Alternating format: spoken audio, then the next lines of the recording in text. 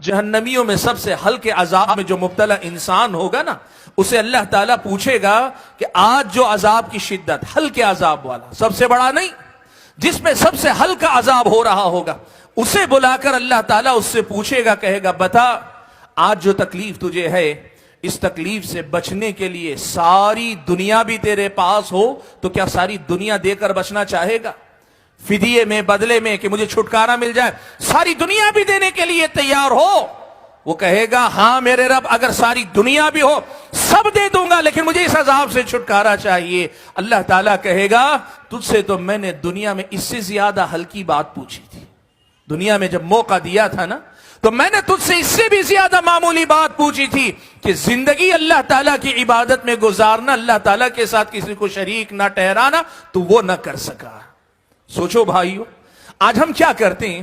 اسی دنیا کی خاطر تو دین چھوڑتے ہیں، اسی دنیا کی خاطر تو دین سے جاتے ہیں، اسی دنیا کی خاطر تو دین کو بھلاتے ہیں، اسی دنیا کی خاطر تو دین واقعی معنوں میں وہ مقام نہیں پاتا جو مقام ہماری اور آپ کی زندگی میں پانا چاہیے۔ اللہ کے نبی فرماتے ہیں ساری دنیا، آج کوئی کماتا ہے، کتنی دنیا کما لیتا، 1% دنیا بھی کسی انسان کے پاس نہیں آتی۔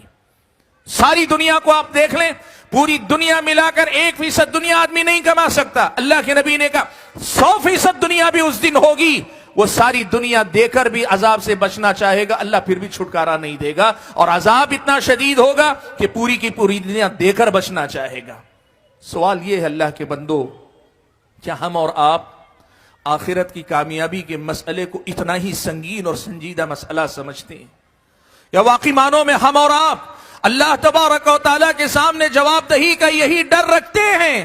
آپ کو معلوم ہے اللہ کے نبی صلی اللہ علیہ وسلم نے فرمایا روز قیامت، ایک روایت کے مطابق اور دوسری روایت میں معلوم ہوتا ہے کہ پہلے ہی اللہ تعالیٰ نے حضرت آدم علیہ السلام سے کہا یا کہے گا اللہ تعالیٰ روز قیامت، کیا کہے گا؟ اخرج بعث النار، اے آدم اپنی اولاد میں سے جہنم کے حصے کو نکال کے الگ کر لو۔ حضرت آدم پوچھیں گے وما بعث النار، اے اللہ تعالیٰ جہنم کا حصے سے مراد کیا ہے، کیا نکالوں؟ اللہ تعالیٰ کہے گا من کل 1999، ہر 1000 میں سے 999 لوگوں کو نکال کر جہنم کے لیے الگ کر لو۔ ہر 1000 میں سے 999 نکال کر الگ کر لو کہ یہ جہنم کا ایندھن ہے، ایک آدمی جنت میں جانے والا ہے۔ اللہ کے بندو سوچو کہ یہ دین اگر پوری طرح میری اور آپ کی زندگی میں نہیں ہوگا تو کیا ہم وہ 1000 میں ایک بن پائیں گے؟ کیا اس 1000 میں ایک ہمارا مقام بن پائے گا؟ کس قدر زیادہ مجھ کو اور آپ کو جھنجھوڑنے والی حدیث ہے کہ زندگی میں جس دنیا کے لیے آگے پیچھے ہو رہے ہو، مانتے ہو، جانتے ہو کہ اللہ کے پاس بغیر دین کے کامیابی نہیں ہے، لیکن اس کے باوجود دین کو اپنی زندگی میں وہ مقام نہیں دے پاتے جو تمہیں ان 1000 میں سے ایک بنائے، 999 سے باہر اللہ تعالیٰ تمہیں نکالے، وہ مقام اگر ہم نہیں دے پا رہے تو بتاؤ ہم سے زیادہ نادان کون ہو سکتا ہے؟ بھائیو، میں نے جو بات کہنی چاہی وہ یہ کہ ہم اور آپ ہماری زندگی میں دین کو وہ مقام کیوں نہیں دے پا رہے ہیں؟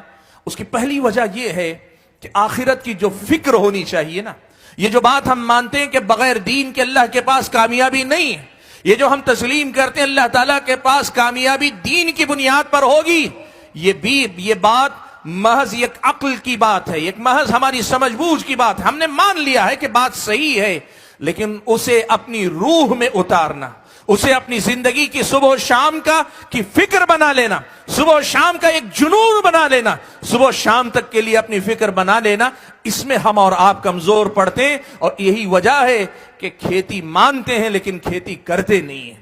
ہم مانتے ہیں کہ دنیا آخرت کی کھیتی ہے، لیکن ایک سنجیدہ کسان کی طرح موسم آئے جائے فرق نہیں پڑتا، لیکن ہم کھیتی کرنے کے لیے تیار نہیں۔ یہ پہلی وجہ ہے جس کی وجہ سے ہم اور آپ دین سے دور نظر آتے ہیں۔ اور وہ وجہ کیا ہے؟